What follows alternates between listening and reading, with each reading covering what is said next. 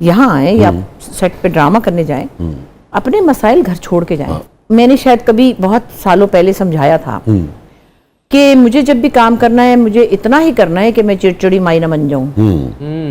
मुझे चिड़चिड़ी माई नहीं बनना, वरना मुझे काम कम करना है। और मैं शायद दूसरों की निस्बत थोड़ा कम भी करती हूँ, साल में एक आधा प्रोजेक्ट करती हूँ, वो भी मुझे बहुत थक जाती हूँ। हाय अल्लाह, बस ड्रामा बड़ा पेशेंस का काम है, 6-6 महीने लग जाते हैं। लेकिन अभी कम किया आपने 2-3 साल से, उससे पहले वो लुत्फ नहीं रहा क्योंकि वो कैरेक्टर्स नहीं मिल रहे कि जिसमें आप कहते थे भाई चलो उड़ारी है तो चलो करें, तो चलो सीता बागड़ी तो करें, चलो बिल्किस कौर है तो चले गए अमेरिका, वहां पे पैदल चल रहे हैं, उधर कहीं पहाड़ों में फिर रहे हैं कभी। वो तो एक और नशा था कि ये संगचूर देखे ना, तो कामों के अपने वो एक कामों की एक्साइटमेंट थी, वो एक्साइटमेंट नहीं रही है क्योंकि वही सास बहू है या बुरी माँ है या सख्त माँ है, तो वो कोई इतनी एक्साइटमेंट नहीं है। लेकिन फिर भी जब मैं ये कोई काम ले लेती हूँ, मैं कहती हूँ चलो जी, अगर मैं इसको नहीं बहुत पसंद भी नहीं करती, but I am part of that, when I am doing it I have committed to somebody that I will do it. तो फिर मैं वहां जाके आपको चिड़चिड़ करूँगी, वैसे ये कैसा है, क्यों है, क्या कर रहे हो। हाँ, स्क्रिप्ट में थोड़ी बहुत मेरी उनके कंसेंट से मैं चेंजेस कर लेती हूँ कि देखो ये जुमला अच्छा नहीं है, क्योंकि जाहिर है बहुत ही सतही जुमले होते हैं, आप समझ सकते हैं। ज्यादातर अच्छे लिखने वाले नूरदा शाह टाइप तो बैठ गए एक तरफ, मैं भी उनकी पीछे चेली थी उनकी, मैंने भी जरा हाथ रोका हुआ है, आप भी नहीं लिख रहे। तो जो लोग लिख रहे हैं फरावानी से बिजनेस चला रहे, तो कई दफा गैर मयारी जुमले होते हैं, बुरे, मतलब खुदा न खासा गलत सेंस में नहीं है, मतलब यही है कि जैसे एक बहुत बड़ी डॉक्टर मैं बनी हुई थी एक किसी ड्रामे में, मेरी बहुत बड़ी बिल्डिंग थी, अस्पताल था मेरा, मेरे पर प्राडो गाड़ियों की लाइन थी, और मेरा जुमला क्या लिखा हुआ था, मैं अपने किसी साथ में जो डॉक्टर था उसको कहती कि देखिए ये बात जो है ना, ये मुझे वारा नहीं खाती है। तब ये किसी दुकानदार की बेटी ने लिखा होगा, तो वो तो यही लिखेगी ना फिर, डॉक्टर ने तो परचून दी दुकान। तो यहाँ मैं थोड़ा सा उनकी मर्जी से टोक देती हूँ, जैसे बेचारे डायरेक्टर भी आते थे, आप आ जरा इसको देख लें, तो ठीक है। लेकिन ओवरऑल मैं चुट नहीं करती कि यहाँ कैमरा क्यों नहीं रखा, इधर से शॉट बना लेते, आपने कैमरा यहाँ से नहीं, that is not my area.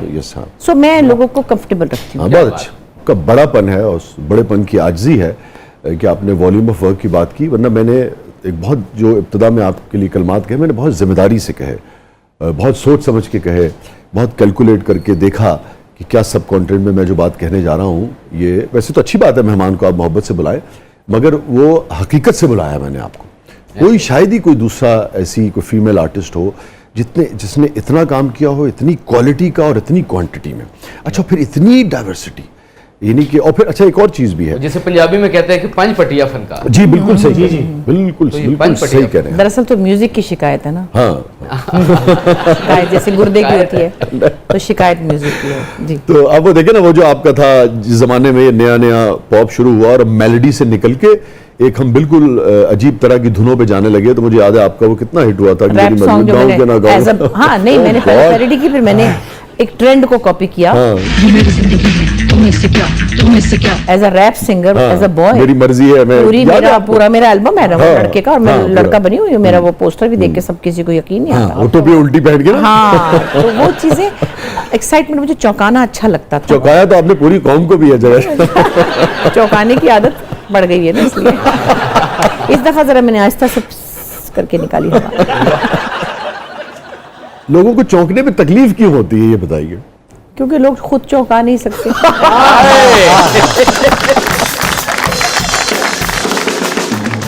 अच्छा अभी एक चीज रह गई, बाकायदा इकबाल से इत्तेफाक से मेरी बात नहीं हुई, इकबाल हुसैन से। तो मैंने कहा मैं आपको मुबारकबाद दे दूं, और किसी भी शख्स की जो जिंदगी है जैसे वो जीना चाहे, हम अपने दोस्त की साथियों की खुशी में खुश होते हैं, कोई जजमेंट नहीं, जो जैसे वो जीना चाहे। आप खुश हैं, मैं मुबारकबाद आपको दे दें। बस एक गल दे शाह जी मैंने दो कि मैं जानते पैसे नहीं लुट सके। And this is all God's will, इसको मैं कहती हूँ, ऐसी कोई चीज कोई भी प्लान नहीं कर सकता, जी जी कभी भी नहीं कर सकता। नहीं, अल्लाह ताला आपको खुश रखे, सबको खुश रखे। और मैं तो ये समझता हूँ कि ये एक मिसाल है, मिसाल इसलिए है कि भाई अपनी ज़िंदगी है, और जो भी जब शरीयत और अखलाकियात सारे वो देते हैं, तो किसी को कोई वो नहीं पहुंचता। मैं समझता हूँ कि सिवाय मुबारकबाद के कोई दूसरी बात बनती ही नहीं है। ये रवैये जो है ना, इनको एड्रेस करने की जरूरत है। बाकी बात ये है कि ख्यालात जो भी किसी के थे पहले, वो अपने तक थे, अब उनके पास वो आ गया है बटन, तो जिसका जो दिल चाहे, जिसको जो बुरा लगे, वो कहेगा कि आपने ऐसे दुपट्टा लिया था तो वैसे ले लेती, आपने ये क्रॉस लेग की तो इस तरफ को मुंह नहीं होना चाहिए था, फलानी चीज की बेअदबी हो गई, ऐसे क्यों नहीं बैठी थी तो ऐसे क्यों बैठ गई। मुश्किल है ना, क्योंकि करने को कुछ भी नहीं है। और फेसलेस लोग हैं। अब आप नाम देखें तो चिड़िया बनी होती है, वहां बंदा ही कोई नहीं है।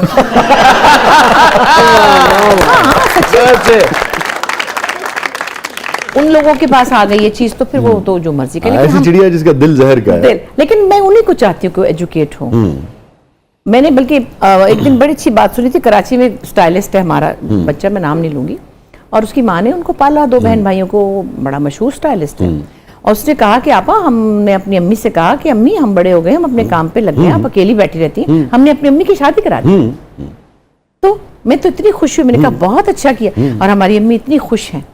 तो कहने की बात यह कि बापों की तो फिर भी कहीं ना कहीं गुंजाइश होती, बाप बच्चे कहते हैं भाई अब्बा अकेले हैं, ख़वातीन के वाले से पता नहीं क्यों। हाँ, अम्मियों को कहते हैं तो हांडी पकाती रहेगी तो बस हमें तकलीफ ना हो जाए कहीं। तो बहरहाल ऐसे ही है। खैर नहीं, अल्लाह ताला आपको क्या बात तो रखे और लोगों को भी इस बात को समझने की तौफीक दे। एक तो ये कि भी लोगों की अपनी जिंदगियां हैं, और दूसरे ये एक अच्छा फैसला है। गल्ला तो सारी ठीक ने, ये भी पूछ लो कि आजकल को तनिया गोश्त पका के खुआ रहे हैं कि नहीं खुआ रहे। अब किचन में बहुत कम जाना होता है आजकल, तो मुझे YouTube पे आने का अब वो भी 4 साल से मैं नहीं उसको देख रही थी। बहुत से दोस्तों ने कहा, फिर मेरी बेटी भी कहती रही, वो हमने गवांड ने किया था जो पीस सॉन्ग उस वक्त बनाया था, फिर उसके बाद मुझे समझ नहीं आई ये क्या है। तो कोई मेरे ख्याल नवंबर से मैंने कहा अच्छा चलो भाई जरा इसका वॉल्यूम बनाते हैं, लोगों से ताल्लुक बनाते हैं। और उसमें मैं कभी कभी कुछ बनाती हूँ, लेकिन अभी धनिया गोश्त नहीं बनाया, आलू गोश्त बनाया था। दुनिया बह गई थी, देसी घी वाला आलू गोश्त। और अभी मैंने कैरी का शरबत बनाया, अम्बी का। अरे वाह वाह वाह। जिस दिन आपने करेले गोश्त खिलाया, इकबाल साहब ने सुते नहीं उठना, 9 घंटे सुते। हाँ, नहीं करेले पता क्या, अब ज्यादा मैं करेले बगैर गोश्त के बनाती हूँ। अच्छा, बनाती हूँ मुराद, मैंने सिखा दिया खानसामा को, क्योंकि अब गोश्त को आप वैसे भी कम करें जिंदगी से तो बेहतर है। लेकिन हमारे घरों में तो बगैर गोश्त, दाल में भी पकता था।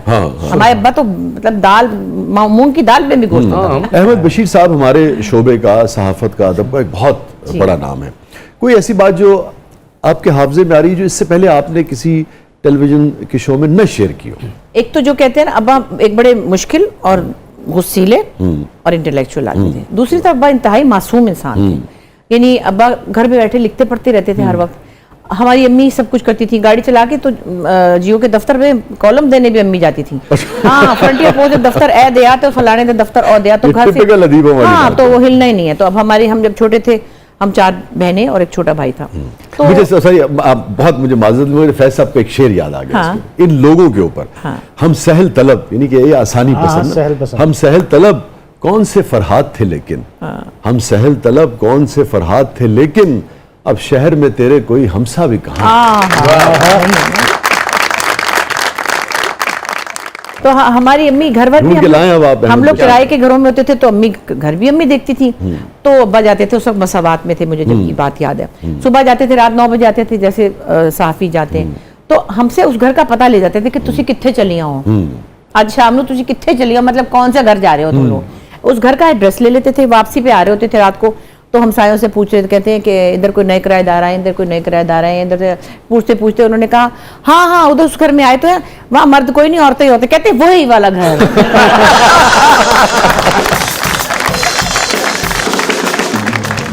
अच्छा, अस्मा साहब वाला इंटरव्यू आपकी नजर से गुजरा? जी, गुजरा। वो तो बस पता नहीं क्या किस उड़ान पे थी, क़यामत आ गई उस बेचारी की। मजाक कर रही थी वो, वैसे मैं आप लोगों को बताऊं, हाँ, दिल जला हुआ उसका अंदर से बहुत, ऊपर से बड़ी बनी फिरती है वो, रहने दे। कोई भी इंसान जो, चाहे औरत हो चाहे मर्द हो, कोई खुश नहीं होता अगर उसका मियाँ या उसकी बीवी कहीं से सैर करके आ जाए तो। अकेले सैर पे निकल जाए कोई। हाँ, वो ऐसी मार रही थी मजाक, आप लोगों को खुश कर रही थी, आप लोग उसके पीछे पड़ गए। उन्होंने तो यहाँ तक कहा कि हल्की सी दिलपशौरी करने की भी इजाजत दी। नहीं, जरा भी नहीं है, दिल से कोई करके तो देखे जरा। लेकिन मैंने उनसे पूछा, वो एक चीज कट गई थी, वो जो आपकी बहन है नीलम अहमद बशीर, हमारे शोबे का तो बहुत बड़ा नाम है, तो नीलम का एक अफसाना है। तो मैंने उनसे पूछा था, मैंने कहा अभी सारी इजाजत है, उसमें इंटीमेसी की इजाजत है? कहेंगे नहीं उसकी इजाजत। वो भी बारीक बात है, वो सबको तो पता नहीं है, लेकिन लोगों ने तो पता नहीं क्या क्या, बेचारे असद को भी तल दिया, अल्लाह जाने क्या क्या। अरे भाई, किसी से ये बर्दाश्त नहीं होता, ये जो दूसरी तीसरी चौथी शादियां करते हैं लोग, तो कोई इतना खुश जो नजर आ रहा है वो नहीं होता। हाँ, इंसान होता है, चाहे वो औरत हो चाहे वो आदमी हो। Sharing is difficult. तो वो आपकी मस्तगी के लिए कुछ मजाक करके चली गई, मेरी छोटी बहन, आप उसके पीछे पड़ गए। मैं तो देखने वालों को